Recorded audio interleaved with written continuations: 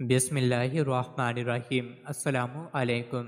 روزانہ واقعات سننے کے لیے اس چینل کو سبسکرائب کریں۔ ابن راہویہ رحمۃ اللہ علیہ نے اپنی مسند میں اور ابن اسحاق بہقی اور ابن عساکر رحمۃ اللہ نے حضرت علی رضی اللہ عنہ سے روایت کی کہ میں نے رسول اللہ صلی اللہ علیہ وآلہ وسلم کو فرماتے سنا کہ میں جاہلیت کی رسوم بد اور لہو لعب کی طرف کبھی بھی متوجہ نہیں ہوا سوائے 2 راتوں کے، اور ان 2 راتوں میں اللہ تعالیٰ نے مجھے بے خطا اور معصوم رکھا۔ ایک رات کا واقعہ تو یہ ہے کہ مکہ کے چند نوجوان اور میں آپ صلی اللہ علیہ وآلہ وسلم اپنے گھر کی بکریوں کے ریوڑ کے ساتھ تھے۔ میں نے اپنے ساتھی سے کہا، ذرا میری بکریوں کی نگرانی کرنا تاکہ میں مکہ جا کر نوجوانوں کا شغل دیکھوں۔ اس نے کہا اچھا۔ پھر میں آبادی کی طرف آیا اور پہلے ہی گھر میں موسیقی کی آواز میں نے سنی۔ پوچھا یہ کیسی آواز ہے؟ کسی نے بتایا کہ شادی کا سلسلہ ہے۔ میں موسیقی سننے کے لیے بیٹھ گیا۔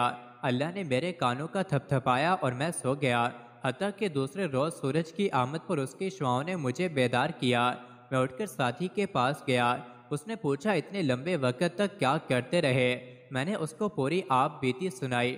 دوسری رات پھر میں نے ساتھی سے کہا کہ میری بکریوں کا خیال رکھنا کہ میں جا کر کچھ شغل کروں۔ اس نے اقرار کر لیا اور میں مکہ شہر کی طرف روانہ ہو گیا۔ یہاں آ کر میں نے موسیقی کی ویسی ہی آواز سنی جیسی میں نے گزشتہ رات سنی تھی۔ میں دیکھنے کے لیے بیٹھ گیا۔ پھر قدرت نے میرے کانوں کو تھپتھپایا اور میں سو گیا، یہاں تک کہ دوسرے دن دھوپ نے مجھے جگایا۔ پھر میں لوٹ کر اپنے ساتھی کے پاس آیا۔ اس نے پوچھا کہ تم نے کیا کیا؟ میں نے کہا کچھ بھی نہیں، اور اسے ساری صورتحال بتائی۔